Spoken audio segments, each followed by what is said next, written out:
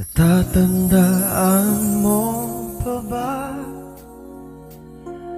na tayong dalawa ay unang magkita?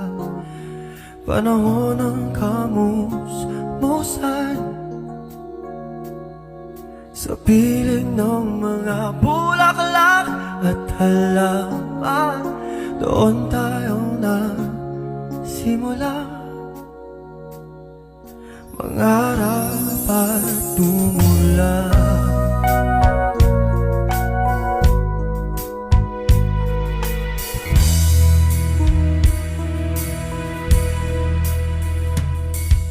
Natatandaan mo pa ba?